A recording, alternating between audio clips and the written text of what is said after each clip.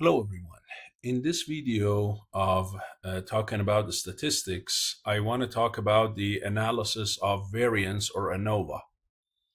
So in the previous video, we learned about the t-test, and we learned that t-test is a test that shows whether there is a significant difference between the means of two samples or a sample and a population, correct? So we want to know whether these two groups are different from each other or not. And maybe you have done something on group 1 and you didn't do it on group 2, or two different treatments, or it's the same group that you have done a treatment and you did pre and post surveys and you got those data, right, or tests. So that's the unpaired or paired t-test.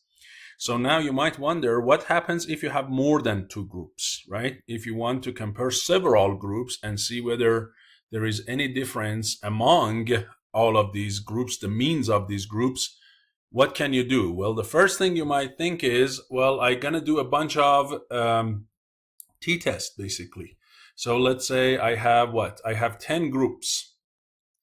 And these 10 groups, each one of them has maybe a different treatment, heat treatment on a metal. And I want to compare their means of, let's say, ultimate strength or something. So if I want to pick every pair of two groups among the 10 and perform basically the test, right? How many t-tests do I need? You know, it's basically 10 factorial divided by 8 factorial, 2 factorial. So that's what we call the combination of 10 and 2, C of 10 and 2. And clearly, you know that in this case, you are going to get like 45 combinations. So if you have 10 groups, you have to perform 45 separate t-tests. Okay, and what's wrong with that? First of all, it's time consuming. Second of all, it can increases the chance of type 1 error, okay? Because you are doing these pairs back to back, and when you do that, you can show that the chance of type 1 error goes up when you do a bunch of separate t-tests. So what you can do instead is this test called analysis of variance. The goal of analysis of variance is to check whether there is a significance among all of these n groups, okay? That is the power of this method. It does it by one single test. Now, what is the thing that is not so great about it? As we're going to see, although it tells you whether there is a difference among these groups or not, it doesn't tell you which group is different from the rest, or which two groups or three groups are different from each other. So it only tells you there is some difference, but where, it doesn't tell you. And to do that, we need to do a secondary test, okay, which is called the Tukey's HSD method or test. Okay, and I'm going to show you that one as well. So, and that one, as well as this ANOVA together, are still, first of all, much more accurate, and second of all, much less time consuming than performing a ton of t-tests.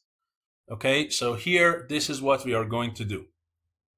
Now, how do you formulate this? So here, let's say we have k groups, in this case like 10, and assume that each group has, in this case, equal number of observations or data points, n. Now, there is a case that n could be different. So you can have group 1 with 5 data points, group 2 with 10, groups 3 with 6. See here, we look at the simpler version where the number of samples per all groups is the same. The total number of observations, of course, is sum of all of these n1, n2, all the way to n k. There should be 1k here added. Then we show the observation j in group I by xij. The average of group I, we show it by x bar I, and then the average of the averages, or we call it the grand mean, which is sum of all of these xi's divided by k, that is x bar. Okay, so x bar is summation of all of these xi's. I goes from 1 to k and divided by k. That is the grand mean or the grand average. So first, let's define these notations because we're going to use them for calculating the parameters and the values involved in ANOVA. So Before we talk about those, there are two notions that we need to know before we can look at all these formulas. What are these? One of them is called variance within groups. The other one is called variance between groups. Okay, so ANOVA works by analyzing these two numbers and comparing them. So what is that? Let's take a look. First, what is between group variation? So this is the variance caused by the differences between the group means. So for instance, the mean of group 1 is different than group 2, or group 2, 3, or all of these different means that you have, all of these xi bars that you have, they have a big spread, right? So they are not all clustered around the grand mean. They are kind of all over the place. If that's the case, means the between group variance is large. But if all of those xi's are close to the x bar, that means the variance for between the group is small. So you see here, I'm gonna subtract each one of the group averages from the grand average, square it up to get the square deviation, multiply that by the number of data points in that group to weight it by that, and then sum it up and then divide that by the total number of groups minus 1. This is called variance between the groups. Okay?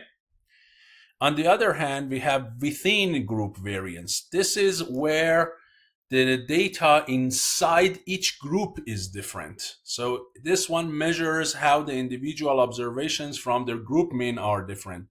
So here you have to subtract each data in each group from its average, square it up, do it over all the data in that group, and then do it over all of the groups together and divide it by the total number of data points, right?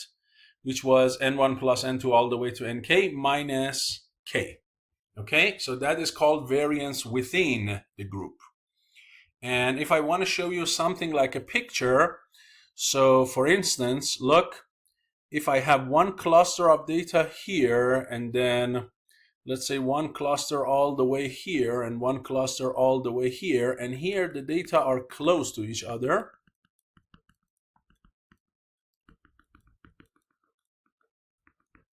So here the between group variance is large because like this is the centroid or x bar of the whole system, grants basically average, but you see the clusters are quite a bit far away from this. On the other hand, if these clusters come something like this, and this is their centroid, right, or the grand average, now between the group variance is not too much because now these centroids of these three groups are very close to the total centroid, or the averages are close to the grand average, but in here they are quite a bit far away. Yes, so this is between the group, how close these clusters are to the grand average. But within group is whether these data are in a small cluster or they are in a bigger cluster. If the data within each group are spread in a big region, that is where within the group variance is very large. Okay, yeah? So you can see the overall idea. So now what does ANOVA do? ANOVA says, hey, if all group means are equal, then most of the variance comes from the data fluctuation within the groups. But if at least one of these group averages is different from the rest of them, then between the group average is also going to be large. So that within the group variance is either the result of basically these clusters being very large or the clusters being far away from each other. But between the group is only the function of how far these clusters are away from each other, not their individual sizes. Okay, now how does it use that? I'm going to show you in a second. We're going to see how we calculate these variances, their averages, and then we calculate what we call the F value or F statistics, compare it against a critical value to say whether our hypothesis is good or not. Okay, but just keep that in mind and we're going to get to it. But before we're going to get to it, let me talk briefly about the assumptions of ANOVA. So like the t-test, we assume that the samples are independent from each other. We assume that the data are normal, approximately. If the data are not normal, you have to use the test called the Kruskal-Wallis. And I'm going to talk about it in one of the future videos. The other thing is the groups, they have similar variances, okay? Their variances should not be way different than each other. So you cannot have one group with a much small cluster and one group with a much bigger cluster, okay? And so we say the variances are quite a bit homogeneous. If they are not, there is a difference test that calls Welsh ANOVA, and we can look at that separately in a separate video. So here we assume normality, closeness, similarity of variances, and independent samples. Now, what is it that we need to test in ANOVA? As I said, the null hypothesis, or H0, is that all group means are equal, or in other words, all of these groups are not significantly different from each other. They are all coming basically from the same population. They are coming from the same kind of treatment or anything, and there is no much of difference between them. The alternative says, no, at least one of these groups is different from the other ones, right? At least one of them was treated differently, and the result of that group, the data from that group, is quite a bit different from the other ones. It doesn't tell you which one is different or which ones are different. It just tells you there is a difference. And as I said, we have to use a secondary test or post hoc test, which is called Tukey Kramer HSD. And we're going to talk about it. But first, let's see how we accept or reject reject or not reject the null hypothesis, okay? So what are the numbers that we have to calculate? The first thing we have to calculate is we subtract each data in each group from the grand average. Square it up over all data in that group and all the groups. This is called the total sum of squares. So all of the data points are subtracted from the grand average. This is called the total sum of squares. Between sum of squares is what we just saw earlier. You subtract each average of the group from the grand average, multiply that square by the number of data in that group, and sum it up over all the groups. And within group sum squared is you subtract each data in each group from its average, square it, and average this over all the data in that group and clearly all of the groups. Okay, so you see there are three separate sum squares: within group, between group, and a total. Good.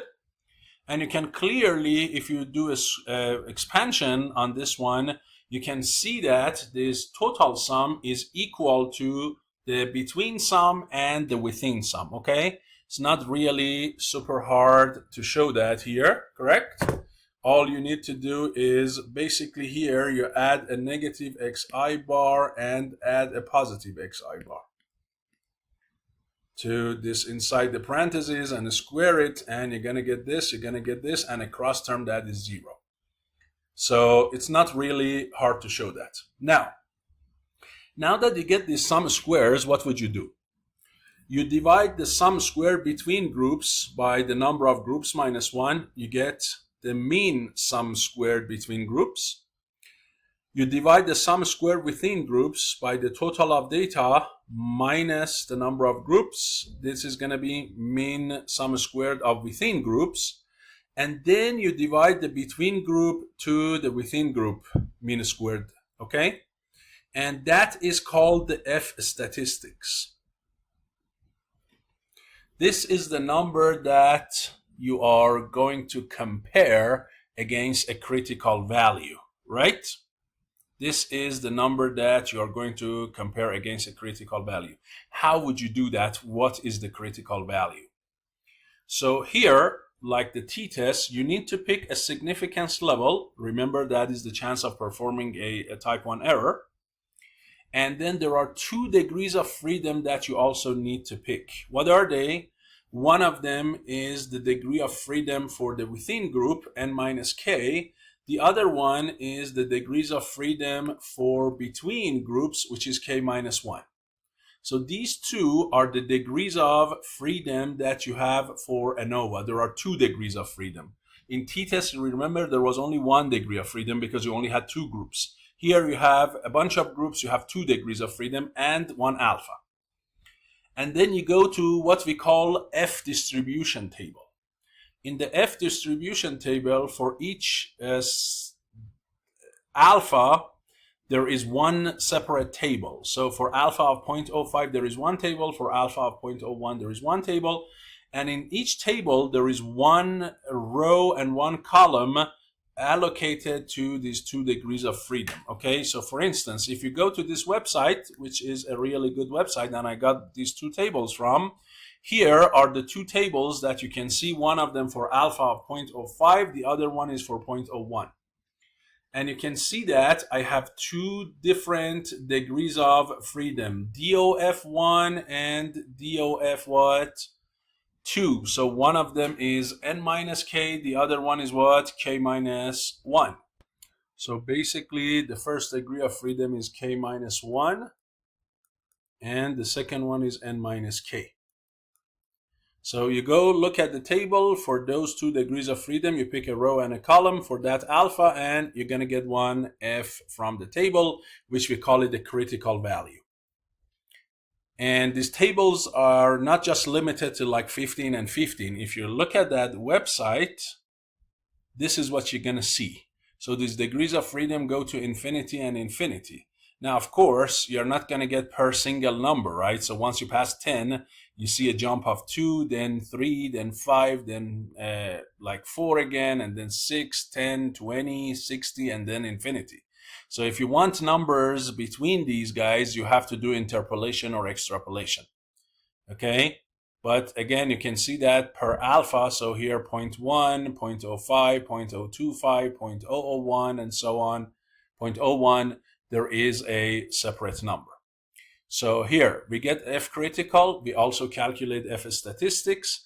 If F statistics is bigger than F critical, or the other way is if the p-value is less than alpha, then you are going to reject the null hypothesis and say that there is some difference among them. Which ones are different, we don't know yet, but there is a difference. Okay, so this is called what? This is how you calculate ANOVA. Now, and this is the one that we just talked about. This simple one is what we call a one-way ANOVA, because there are different types of ANOVA, and we're going to see them with examples.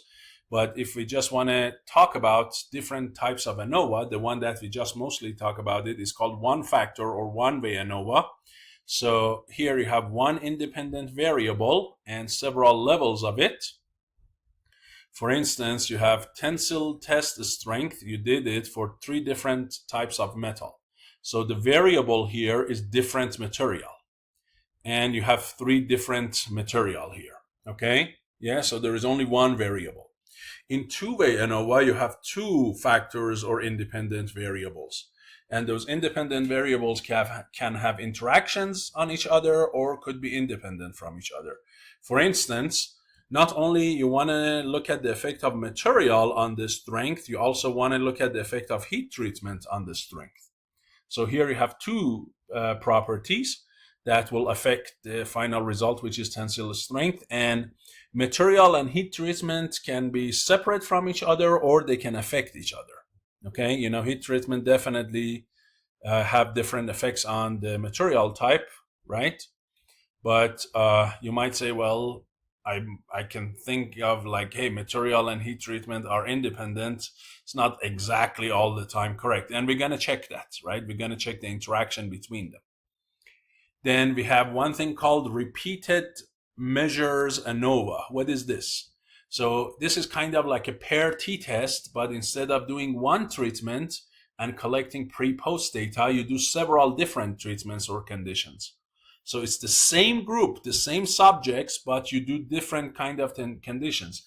So you give group 1 medication, and then, the group 1 medication, get some result. Next, you give them another medication, get a different result. Then give them another medication, you get another different result. Okay, but it's the same group of people. Okay, and there is, of course, where you have more than two factors, multiple factors, you call it M ANOVA or MANOVA, you might call it. This is multivariate ANOVA.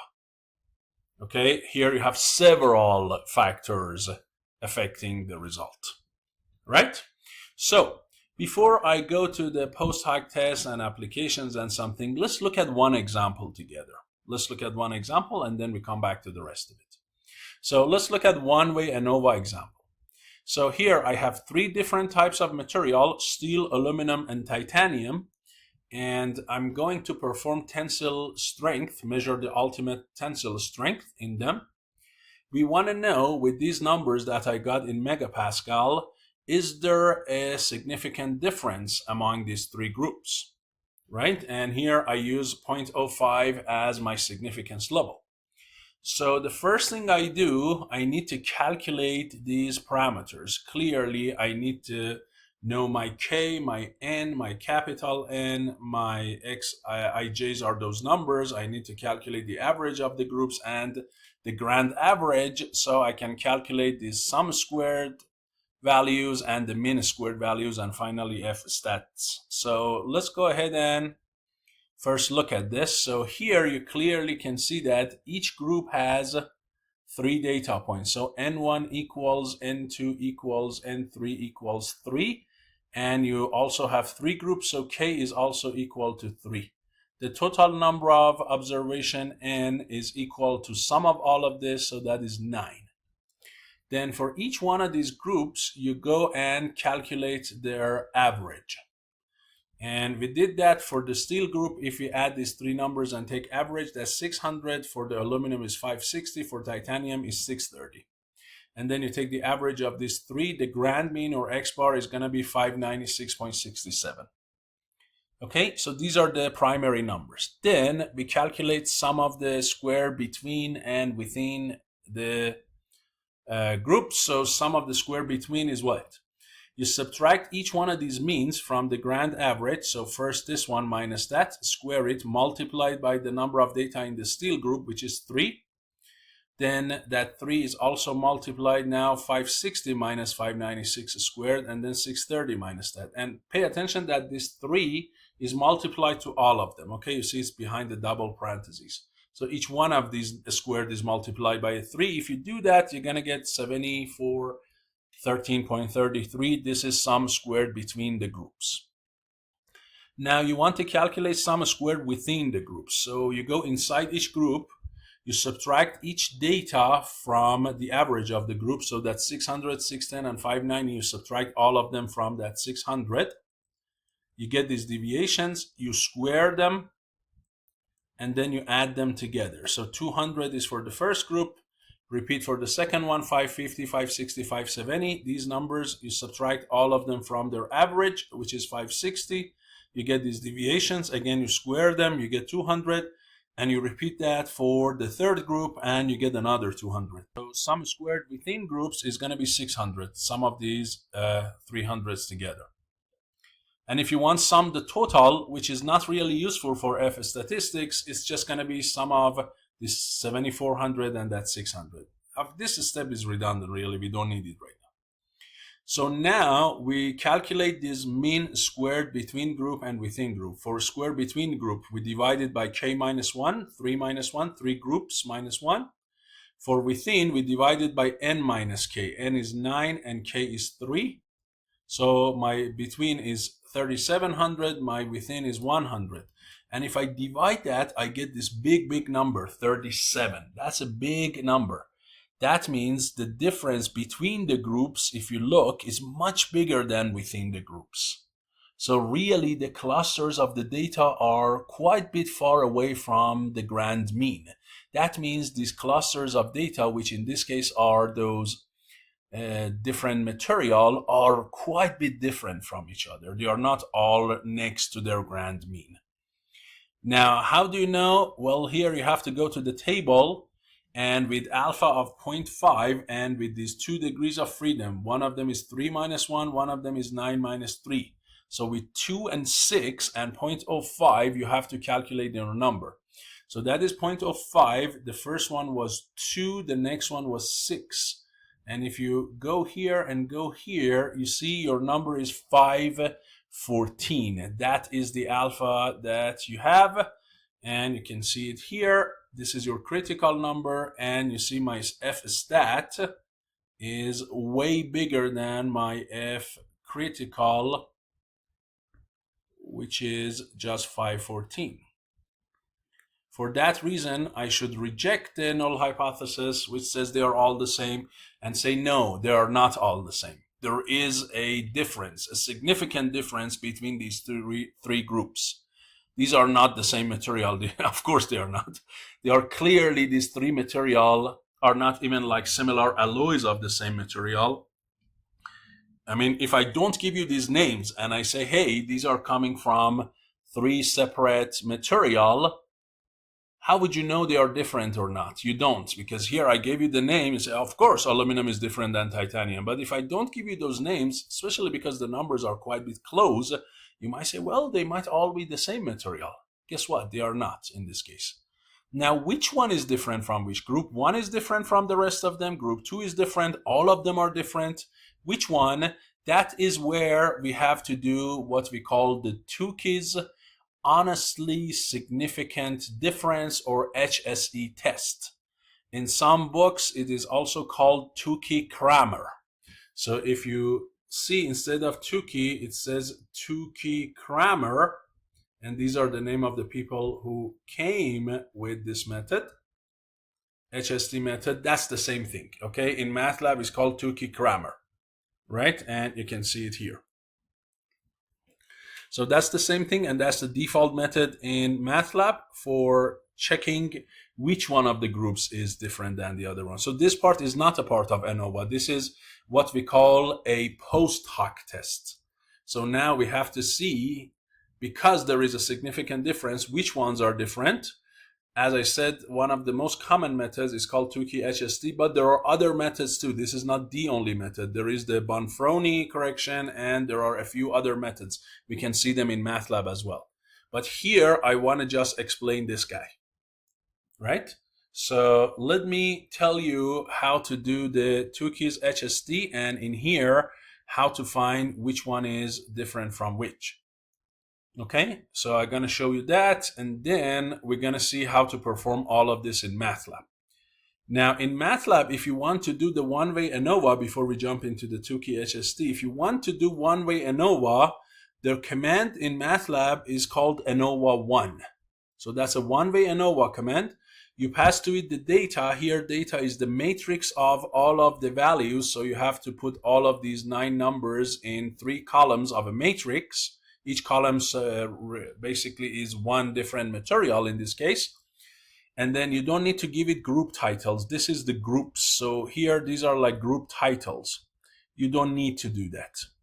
You can, if you know each column belongs to one material, you don't even need to call them steel and, for instance, titanium and aluminum.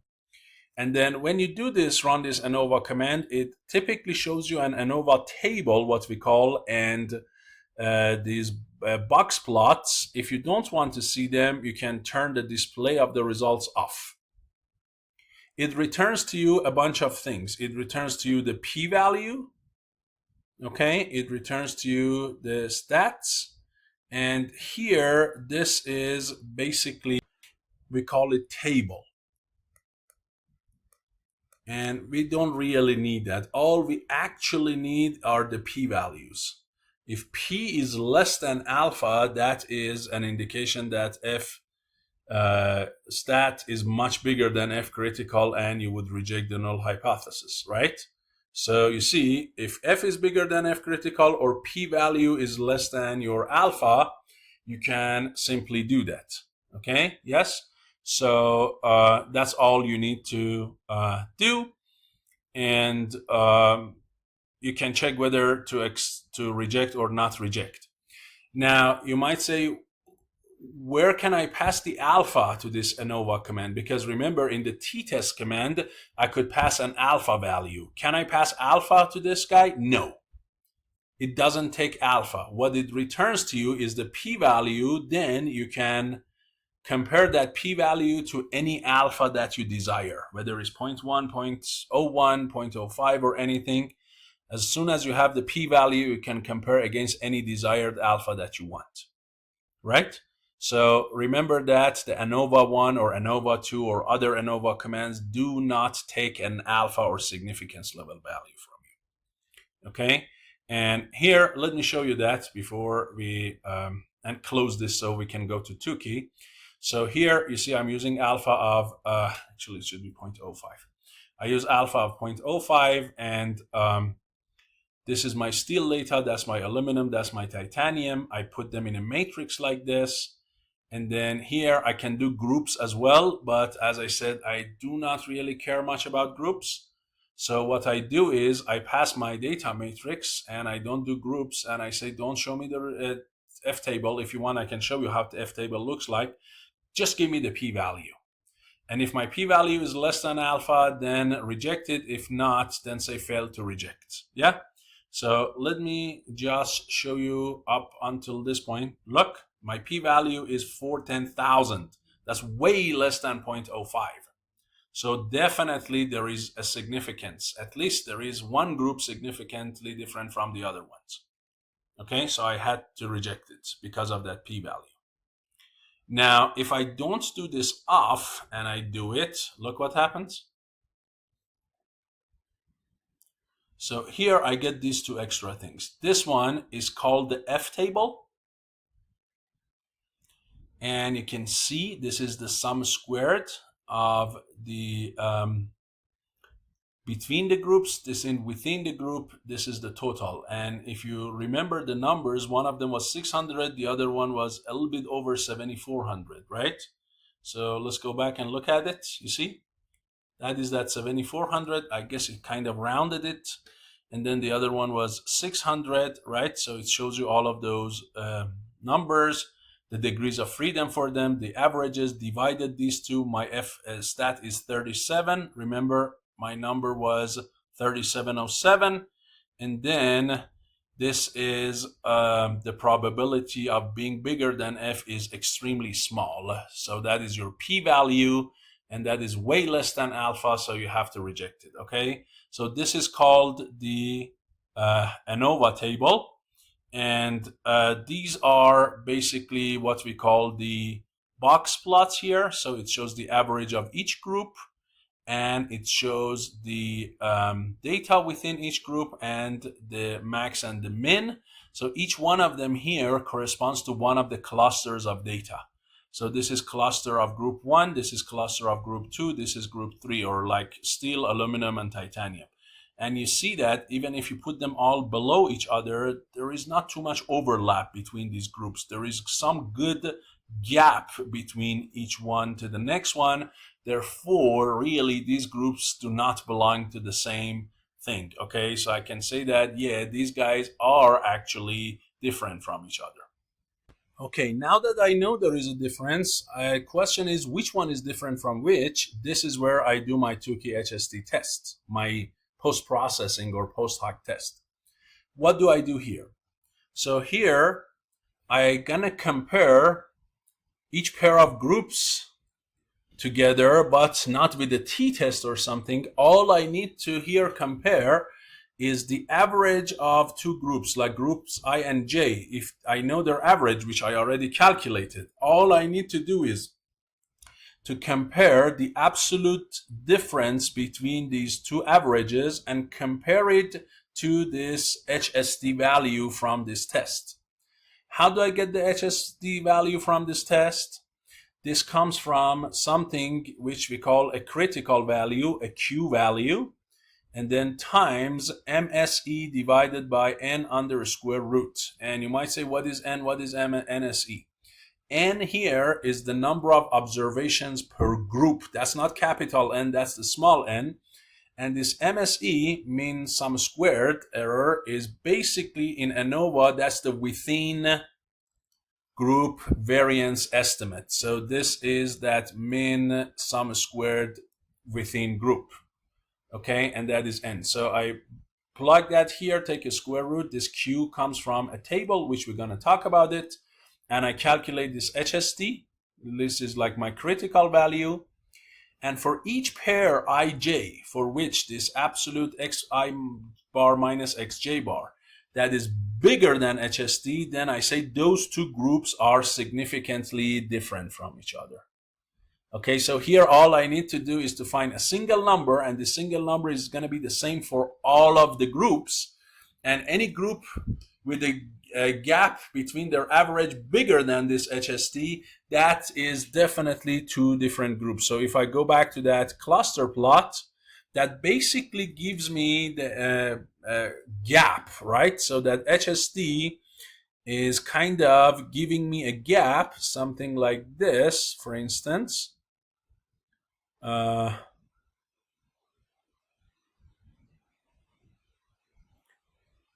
So it gives me a gap like this. That is the HSD. And then what I do, I compare the average of group 1 with average of group 2, right? So I compare this distance from, let's say, here to here for group 1 and 2. And let's see if I have a double arrow. There we go.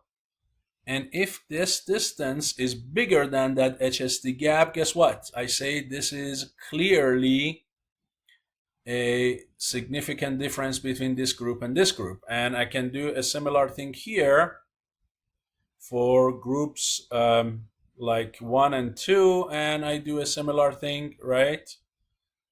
And then I can do a similar thing for groups 3 and 1, right? So that is what you are going to do. You calculate all of these gaps, and if this is your HSD, that is the basis for your comparisons, right? There we go. Okay, so hopefully the meaning of Tukey HSD is clear. So now the question is, how do you calculate this Q value? Because the mean squared of variance within the groups is clear. The number of data in each group, the averages, they are all calculated. The only thing I need to calculate is Q. And as you can see, Q has tables, and these tables, similar to F tables, they have 3 parameters. They have a significance level, and they have the 2 degrees of freedom, K and df. Okay, so if we know these, I can go to my Q tables and I can look it up. So alpha is your significance level, no difference. K is the number of groups like last time. So these are the exact same thing as last time. And the last thing you have is the degrees of freedom. What is that df here? And the answer is this df is the degree of freedom that you used for here, this within group. Look, so when you calculated this mean squared within group, the degree of freedom that you used for it, n minus k, that is that df that you are going to use in the Q table. Okay, so that df here, if you go back, that df here is equal to n minus what? K. So with these numbers, you go to the Q table, you get your Q, and you bring it up and do the calculations. For instance, in this case, in this steel, aluminum, titanium example that we did, remember K is 3 and n minus K is 6. So let's go ahead and look. So we go for 6 and we go for 3. And here, this is one Q table. And where does this Q table come from? This is coming from this website. So if you want it, you can go to this link at the Duke University, and they have the Q tables. And the interesting thing is, this is like 2 tables merged into one table, because the top numbers in it are for alpha of 0.5. The bottom numbers in it are for alpha of 0.01. So the most common alphas are both squeezed into one table. So if I want 0.05 with 3 and 6, if I go, you see my number is 4.34. My number is what? 4.34. So in this case, this number for me is 4.34. And then I need that MSE of the within group, which I calculated. Let me see how much it was. It was 100, right? So I have to divide that 100 here by 3 data and take a square root. So in my case, the HSD is going to be equal to 25.06. So now, if the average, the difference between average of any of those 3 groups, absolute value of it, is bigger than 25, those 2 groups are different from each other. So let's go ahead and look at that. Look at their averages. So these are the averages. If I subtract the average between 600 and 560, the average is clearly 40. If I subtract these two, the average is like 70. And if I do these two, that is 30. And you see, all of these 3 numbers are all bigger than 25.06. So guess what? All 3 of these groups in this case are different from each other, significantly or statistically different from each other, with alpha of 0.05. Okay, so all 3 of them, because the difference between their means in absolute value is all bigger than the HSD value. Do you see that? So that is how you do it. Now, if you want to do it in MATLAB, the command is called mult_compare. It's a multi-comparison. What would you pass to it? You pass to it your alpha value. You pass to it the critical value type, which is basically the algorithm, in this case, Tukey grammar, the default. And you need to pass to it the stat. And stat comes from where? Stat comes from your result of the ANOVA 1 command. So once you get the stat from the ANOVA 1, and in this previous case, you're going to pass it to this mult_compare. It gives you the result in the form of a table M, and you can look at M and interpret that. So if I want to do that for you in MATLAB, let me show you here. Look, I passed that stats, this critical value and alpha to mult_compare, and I show you only the first 2 columns of M and this last column. The rest of them are not super critical. The first 2 shows which 2 pairs of groups are being compared, and the 6th one are the p-values. So you can compare those p-values against this alpha, right? So here, if I do this portion for you, look, it says if I compare group 1 against group 2, my p-value is 0.006, clearly less than 0.05. Group 1 and 3 are 0.02, again below 0.05. Group 2 and 3 is 0.003, again below 0.05. So all 3 pairs of groups are significantly different from each other. Do you see that? So this is the Tukey grammar HD result. And if you want to look at this mult_compare, as I said, there are other algorithms that, while this is bringing it up, there are other algorithms that are used for this. So here we go for ANOVA, right? And if you look at this and go down a little bit, there should be the name of the algorithms here. Look, you see? So one of them is called the Dunn-Siddock. The other one that I told you, that is the Bonferroni correction. There is the other one, Schiff or Schiff. There is the other one called Donut test, and there is the other one called least significant difference or LSD. So there are several ways to compare these individuals against each other, and the common one, the default one, is Tukey grammar or HSD. Okay, and that is what I have used here. So there are different algorithms, but here my goal is to just show you one of them. So here is the one-way ANOVA and the post hoc test for it. Now, let me also show you an example of a two-way ANOVA. Okay, so here you have more than one factor. Here you have two independent factors affecting the results. You want to see basically a bunch of things. You want to see if treatment 1 or property 1 made a significant difference among them, or property or a treatment 2 made a significant difference among them, and then whether there is an interaction between these two treatments 1 and 2, whether they have any correlation or any interaction with each other.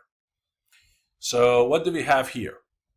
Here, an engineer performed, again, strength test result, and he wants to see two different factors, one of them different materials, the other one different heat treatment applied. Low heat treatment versus high, and different material, which are material A and B. So he has two different materials, two different heat treatments, and for each one of them he performed 3 tests. So material A with low heat treatment, material A with high heat treatment, material B with low and high heat treatment, and he got a bunch of different ultimate tensile test results.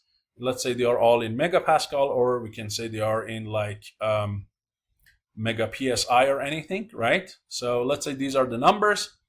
Now I want to know with alpha of 0.5 whether there is a difference due to material, there is a difference due to heat treatment, or heat treatment and material have interaction with each other. Now, to perform a two-way ANOVA, you have to do a little bit more computations here, okay? So let me tell you what it is. First thing is the number of data within each one of those groups. Here, instead of n, I used r, so that r is the same as a small n. And then the number of material and the number of heat treatment, or the number of property 1 and 2. Here I call them A and B. Each one of them is 2. The total observations I have is 12, 4 times 3. Then what do I do for each one of those groups? Material A low high, material B low high. I'm going to calculate the average of the individual group. So I add the 3 numbers, take an average, and these are the averages. And of course, I take the average of these 4 numbers and I calculate my grand average X bar. So far, almost everything similar. Now what? Now, I calculate the sum squared for property A, which is material. How do I do that? Here, I only sum up over the material. So I goes from 1 to 2. A is 2 in this case. And what do? I subtract the average of that material from the grand average, square it, multiplied by R times B. What is R times B? B is the different heat treatments for that material A, and R is the number of data. In this case, that number is 6. Because per material A, I have 6 data, and per material B, I have 6 data. So each one of those numbers should be multiplied by 6. Okay, so I do that. So in this case, how does it do it? So since I need to have an average for material A and subtract it from this grand average, I need to take the average of these 2 numbers, because these are both for material A but for different heat treatment. So to get rid of that heat treatment and just get an average for material A, I take an average between these 2 numbers, and the average of these 2 will be 53. Then I do a similar thing for the 2 that are for different heat treatment of material B. I take these guys' averages, and they would give me the average for material B. So now this 53.33 and 59.5, they are going to sit here.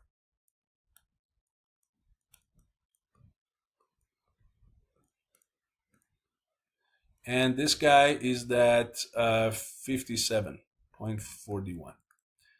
Okay, so I calculate sum squared for material A. Then I do a similar thing for the heat treatment. This time I take the average of the heat treatment for different materials, subtract from the grand mean, square it, and multiply by R times A. Again, since you have 2 different material and 3 observations, this number is 6. So this is going to go from 1 to 2. And here to take the average for heat treatments. So I'm gonna take the average for low heat treatment for material A and B. So I'm gonna take the average of these two numbers, right? 50 and 55, I get 52. And then I do a similar thing for the high heat treatment, and those two are going to get me this one. So 60 and 64, it gets me 62. And so here, the numbers that are gonna sit there are gonna be that 52.6 and that 62.16. Again, this number is gonna be that 57.41. So I calculate that for the heat treatment. Then I do one for the interaction. So here I want to see whether there is interaction between them. So what I do, I need to take the average, I need to take the summation over both the material and the heat treatment. And in each separate group, that is one specific heat treatment, one specific material, there are only 3 data points.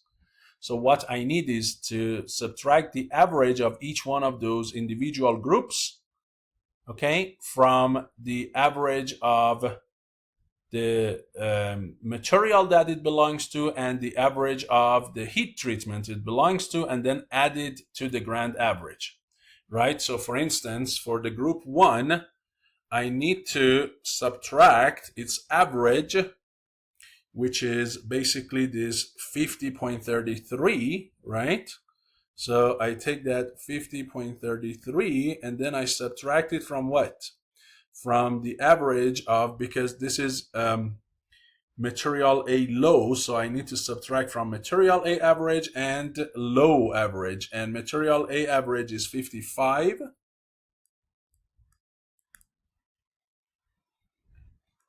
And the low average, if you look at it, that's 52. And this grand average is again 57.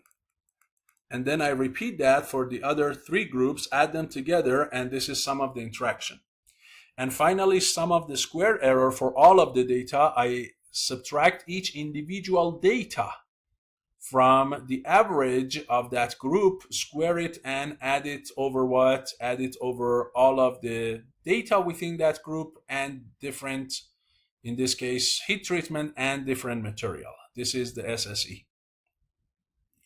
And if I want the total, which is each data ijk subtracted from the grand average squared, I have to add all of these 4 SS numbers, SSA, B, A, B, and E all together. That is going to be my total. And these are the numbers that you see in one F table that you get out of MATLAB. Okay, so if you look at a table, F table, you're going to see one sum squared for material, one for the heat, one for the interaction, one for the error, and a total, which is sum of these 4 numbers. And then for each one of them, there is a degree of freedom. Where does degree of freedom come from? So here you have A material, which A is 2 in this case. 2 minus 1 is going to be your degree of freedom. You have 2 different heat treatments. So 2 minus 1, B minus 1 is the degree of freedom for heat. For interaction, it is A minus 1 times B minus 1, which is again 1. For the error here, that is going to be AB times R minus 1, because there are AB combination of heat treatment and material of R data points, but in each group there is only R minus 1 degrees of freedom. So for the error is AB times R minus 1. So 2 times 2 times 2, that is 8. And then this guy is N minus 1, which is 12 minus 1, and that is going to be 11. Okay, and it's interesting, if you add these degrees of freedom all together, also it is going to become 11. So not only the sum squares becomes this final one, these degrees of freedom become this last one. So now I'm going to divide this number by this. Okay, so I divide each number sum squared by its degree of freedom, and I get these mean squared numbers. And now what? Now I need to calculate 3 F values, as opposed to last time I had a single F value. Here you have 3 F values. What are they? I divide the mean squared for material by the mean squared error. I divide the mean squared heat treatment by the mean squared error. and I divide mean squared interaction by the mean squared error. So I divide this number by this number by this, and this number by this. And I get 3 f values. So if I call these f values f stat to compare each one of them against their own critical f value. So what critical f value?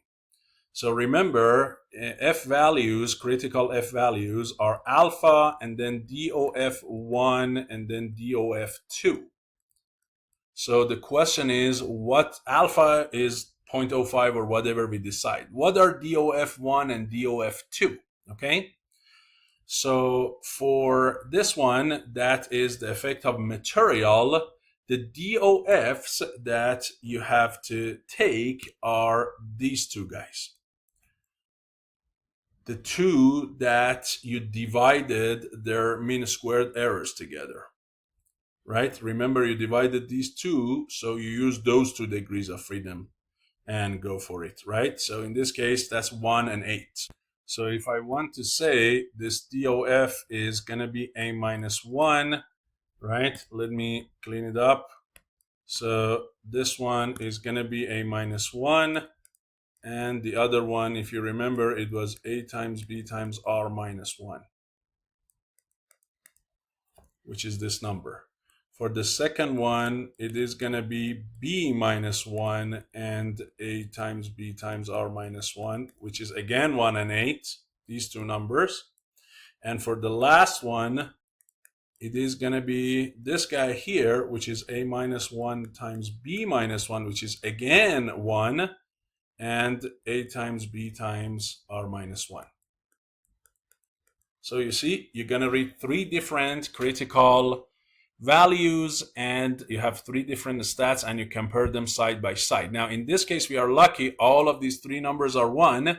This is 8. So all I need to read from the table is one single critical value, f of 0.05, 1, and 8, which is 532.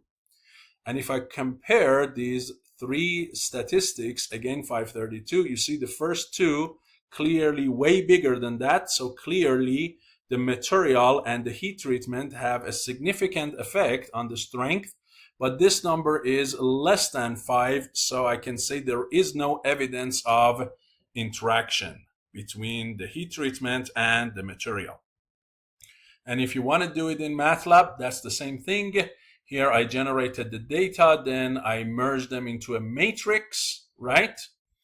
And then I'm going to use ANOVA 2 command this time. So here I have to use ANOVA 2 command, pass this data matrix to it, and the other thing I need to pass to it is the number of replicate in each group, and ask it to not show me all of those tables and everything. And it can give me the table, which I might just skip, give me a p-value and stat, and I can show you the different p-values, 1, 2, and 3. Clearly you saw that 1 and 2, they were significant, 3 was not significant, and I can do it by comparing 1, 2, and 3 against my alpha.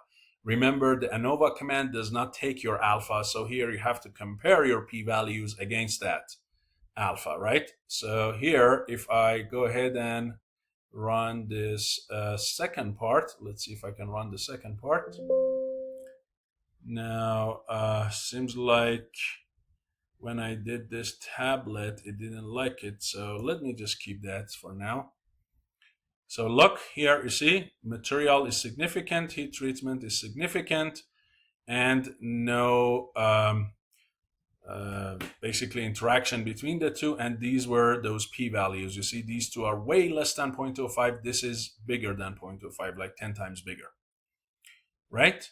And if I don't do this off and do it, then you should get your big F table like this. You see that? So this is the table. Those are the 3 F values, their probability of being bigger. This number was so small that literally rounded to 0, and that is this number here, 10 to the negative 6. So it's not really 0, it's just close to 0. Okay? So this is how you do all of this in MATLAB, how you do it on the paper, and the meaning of each. Hopefully this video was useful to you and you learned. how to do ANOVA and Tukey's HD test, and I'm going to see you in the next video. Thank you.